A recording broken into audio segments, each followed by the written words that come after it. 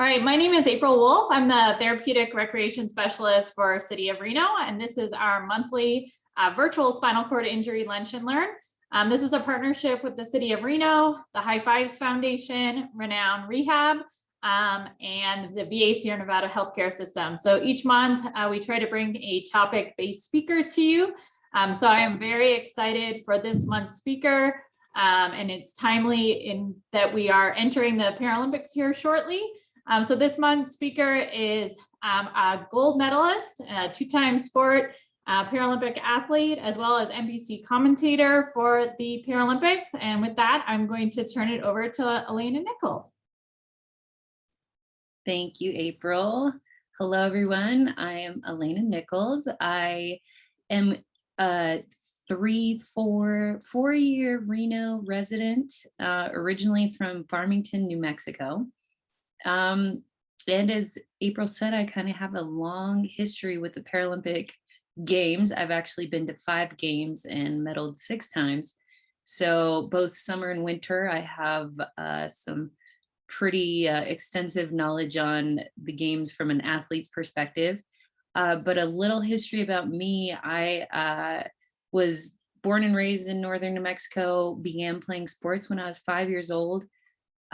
Really fell in love with fast pitch softball and played that throughout junior high and high school.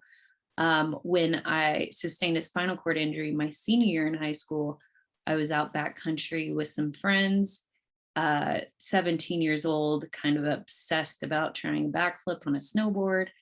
I would say I'm a risk taker at heart. So I wouldn't say I regret any of it, but I know that as a 17-year-old, there were some poor decisions being made that day. So we didn't probe for rocks. And what happened was I impulsively decided I wanted to try that backflip. As I was headed down the mountain, I decided I needed to really throw my feet over my head to make sure I didn't under rotate. Well, I over rotated the backflip. I did a 1.5, ended up landing directly on my back, and later learned there was a 4-foot boulder underneath the snow. So upon impact, I shattered T10, 11, and 12, and was paralyzed upon impact. So at 17 and being a 3-sport athlete, you could imagine my life got turned upside down, to say the least. I was flown to my local hospital in Farmington, underwent an 8-hour back reconstruction surgery, woke up in the ICU, and began to kind of put the pieces back together, and had that hard conversation with the doctors about what paralysis is and what it means. They told me I'd never walk again. And at the time, of course, I thought I knew better. And I told the doctor he didn't know who I was and what I was about. So I would be walking. I did everything in my power for the following 2 years to walk again, all the rehab I could. And I was really concerned about long leg braces and figured that was how I would end up walking again. So I did a lot of rehab on long leg braces and crutches, and was able to walk a fair distance, but it wasn't feasible for me to kind of use those every day. So I went off to college. I have a 2-year-old that might make an appearance. I went off to college and proceeded to just be super bummed and depressed. And I spent about 2 years after my injury just really focusing on everything I'd lost.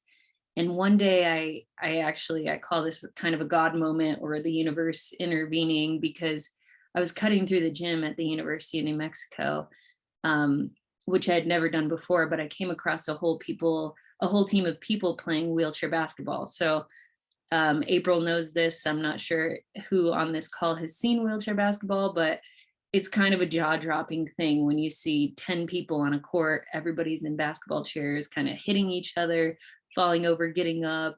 I was amazed by the athleticism, and really up until that point, I didn't know that folks with disabilities could be athletic. And so that day I got into a basketball chair. I tried to shoot the ball, didn't even get close. I was really frustrated, but honestly, it was just that moment of meeting other people with disabilities that kind of changed everything for me, because I knew I wasn't alone. And I knew that if they could do all of these amazing athletic things, that I could do it too. And so before I knew it, I was like, didn't care how many legs the guy next to me was missing. I was going to push faster and shoot farther. And, my athletic drive really kicked in once I learned about adaptive sports. So um, I continued to play. And then one day I actually came across a woman that was on the Paralympic team who was in town for a juniors tournament. And she told me about the women's program at the University of Arizona. And without even thinking twice, I got out of school at UNM, moved to Tucson, Arizona, went to the community college for a year to get in-state residency, and then started the rest of my undergraduate degree there. I was so lucky that, I was an athlete before my injury, because I was just fast-tracked onto the Paralympic team that first year. After my first year playing, I was given the opportunity to try out for the Paralympic women's wheelchair basketball team. And the coach saw a lot of potential. I wouldn't say I was on that level, but with enough raw talent, they knew they wanted to kind of groom me for the 2008 games in Beijing. So that's really what I put my focus on. And it was amazing how therapeutic, being an athlete again was for me. I started to focus on my education, and I started to just generally feel hopeful about life. And that's kind of the magic that I think adaptive sports and recreation can, take in somebody else's life, including mine. I mean, I just felt like a whole new person with new goals, and, competing at the Paralympic Games was my new dream. And so that's what I did. Head down, I focused on my schoolwork and practicing and competing at the highest level. And in 2008, I had like the best year ever, or so I thought, because it got a little better. 2008, I graduated with my master's degree from the University of Alabama, where I later got recruited to play. And then I went to Beijing with the other 11 women on the basketball team. And we went into that tournament undefeated and left with gold medal, which is like a Cinderella story. So we were so just beyond excited and amazed. And I'll never forget receiving that gold medal, and just thinking about that 17-year-old's version of me that thought my athletic career was over, when in fact it was just beginning, and it would be bigger and better than I ever thought it could be. And so after the 2008 games, before we left to Beijing, I had already had my plan of winning a gold and then moving out to Colorado to start ski racing and competing, hopefully at the 2010 games. So when I showed up at the Winter Park National Sports Center for the Disabled, I told my coach that plan. He said, "You're crazy. You should think about 2014. And I said, "You don't know me." And I proceeded to just do everything I could to get to 2010. But between starting and getting to 2010, there was a lot of falling, a lot of crashing. Mono skis are really heavy, so when you crash, you gain momentum as you fall. And it was just like any other person learning how to ski again. I was pretty beaten up and battered. But at the end of my first season there, I won the downhill national title, and that put me on the Paralympic team. And later that year, I competed at the 2010 Vancouver Games and was able to kind of clean up. I won 2 golds, a silver, and a bronze. I brought a gold just to show off. I know we're not in Zoom, we're not in person. I would pass it along if I could. But this is my downhill gold medal from Vancouver, which is pretty special to me, because I followed through with an outrageous goal. And I think sometimes when you dream bigger than you should, that's the only possible way that things could happen, when it's just ridiculous, So it's really exciting to be, as April said, kind of approaching the Winter Paralympic Games that will start on March 4th, 2 weeks after the Olympic Games. The Paralympic Games takes place both in the summer and winter. So they kind of tear down all the signage and put up new Paralympic signage. And they have a full 2 weeks of Paralympic Games. So opening ceremonies, they light the cauldron. They announce the games will begin, and then the Winter Paralympics will start. The Winter Paralympics actually are a lot smaller than the Winter Olympic Games. We have only, I think it's 5 events. April, correct me if I'm wrong. Alpine skiing, which has 5 events underneath that, sled hockey, biathlon, cross country, and curling. So I think so you can imagine it's a lot smaller without all of the slope style, snowboarding, all of that. So the things that you've been watching now. But it's pretty incredible to see. And I've been watching the Olympic Games and the ski racing happening in Beijing. I will say it'll be very interesting to see how the Paralympic athletes handle the snow that's there.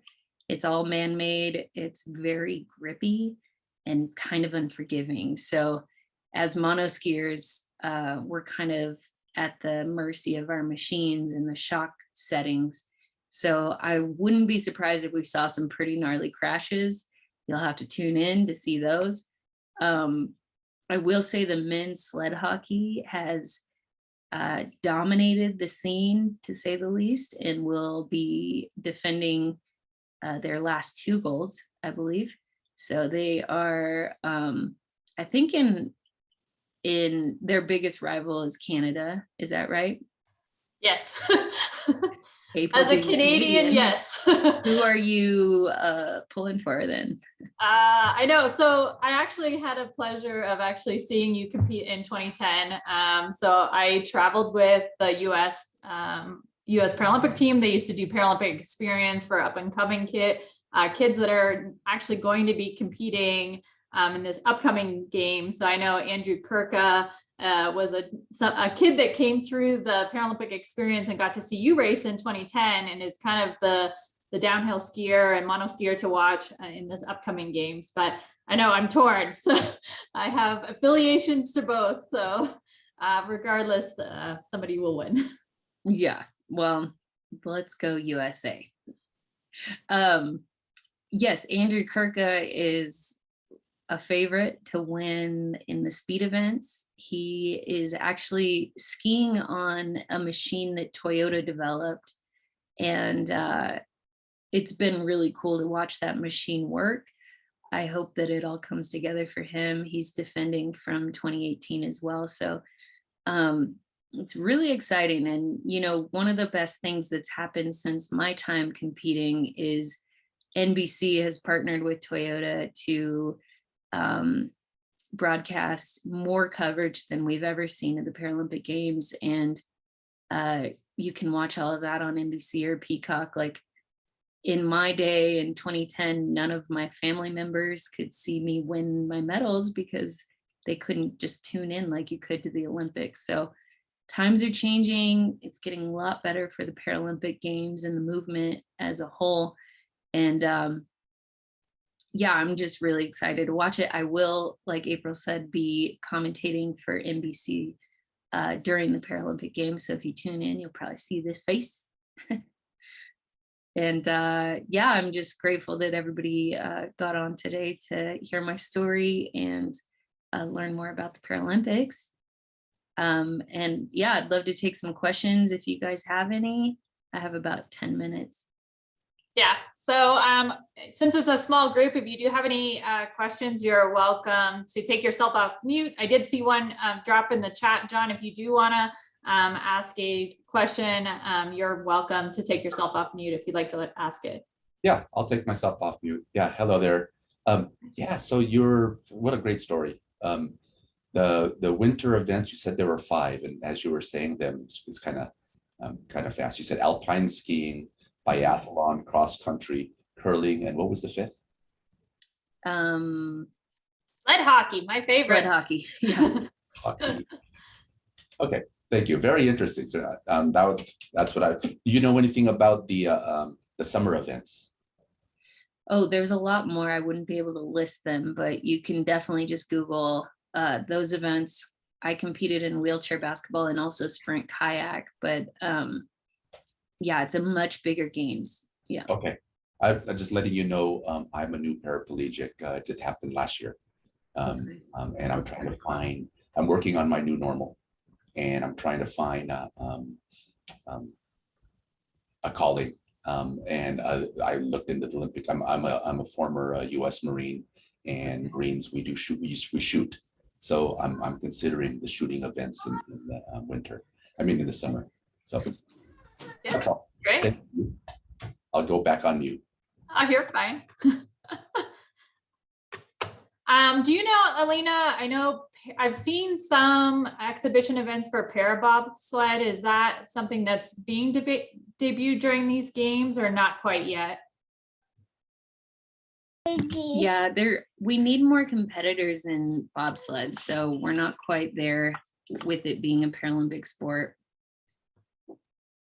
Great. Is there any other questions from the group that you have today for Elena? Sean. Hey, Elena. Oh. So sorry.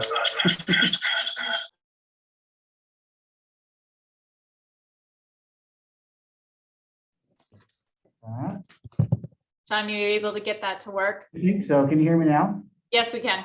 Wonderful. So I was wondering from maybe 10, 12 years ago for the accessibility of the village and how that might have changed over the years, just in maybe the past 10, 12 years of accessibility, getting around the village and getting to the different events, and if that was an issue. Yeah, so every Paralympic Games is a little different. I think I heard your question right. Like, for example, in Sochi, they didn't have as many accessible transportation vehicles in the village as they did non-accessible. So people that were in chairs had to wait like extra long to get to where they needed to go. In Tokyo, because Toyota was obviously very involved there, they actually had self-driving accessible vehicles that were available. Mommy, Mom. Sorry, it's getting close to nap time. So yeah, I think things are getting better. Like the standards are getting a little higher. Mommy. Did that answer your question? Does anybody have any other questions for Elena? Hi, yes, Elena. I have a question. As you were going through your journey and everything, how have you seen the resources for adaptive sports improve? And what are the resources that you're seeing now that you wish you had back when you had first injured yourself? Well, I could answer that in a few ways, but I think things have changed a lot for folks with new injuries, in that there's so many organizations that support folks getting back into life. I'm actually going to be married to Roy Tuscany, who runs High Fives. And, you know, in this area, they're kind of on the front lines for anybody that gets injured, which is amazing. Back when I got injured, I didn't know about adaptive sports for 2 years, you know, so there wasn't really, you know, there wasn't social media, which is a big part of how people get connected, but there wasn't organizations that I was aware of that would provide grants for equipment and things like that. Other resources I wish I had were just financial support, you know. I was throwing fundraisers to get to 2010, and I had already won a gold medal, and it's like I should have probably been sponsored at that time, but it took me winning more gold medals to get sponsored finally. And I think that's a pretty common story for most Paralympians, is like, because we don't get as much coverage, you know, it's a longer journey financially for folks to achieve their goals before they get the financial resources to continue competing. And yeah, I think now more than ever, just kind of streamlining the Paralympic pipeline is like really important. I know April does a lot for this community with adaptive sports and connecting people with the right people to accomplish what their goals are. So yeah, small organizations like, you know, the City of Reno's adaptive sports programs are really where it all begins, I think. Thank you for your question. Thank you Is there very anybody much. else?